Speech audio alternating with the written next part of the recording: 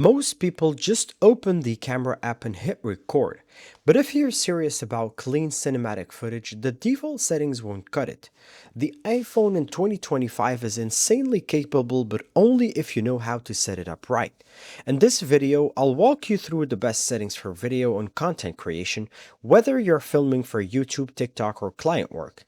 These tips will help you get the most out of your iPhone no matter which model you're using.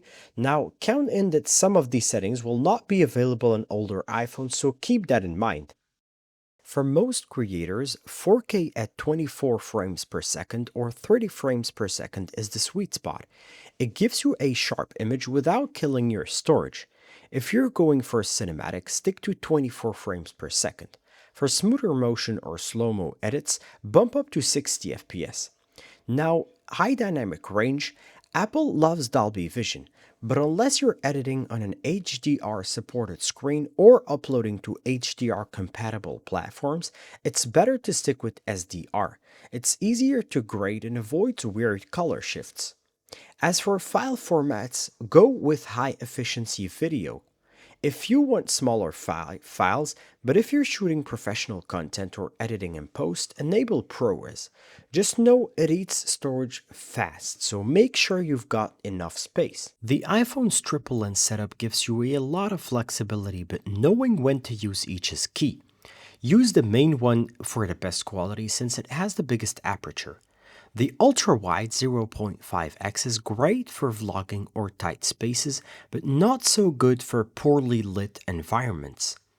And the telephoto lens is perfect for B-roll or subject isolation, but also lacks good low-light performance. For stabilization, you can go into the camera settings and turn it on to get better shots when shooting handheld. There are other modes like cinematic mode, which I don't like because it looks a bit artificial in my taste, and the native camera app still lacks some pro control like shutter speed and ISO. Now, for the real game changer, manual control is what you need to look for. The native camera app does not really have a lot of features for manual control. This is where apps like the Final Cut Camera or the Blackmagic Camera app come in handy to unlock these features. Lighting makes or breaks your shot. If you have the possibility to shoot in a controlled environment, it's better down the line as it gives you freedom to how your final shot will look like. On the other hand, if you're shooting outside, always try to expose for the highlights as they will be the ones that make or break the shot. Lastly, if you're feeling fancy and have extra budget, try ND filters or diffusion filters that clip onto your lens.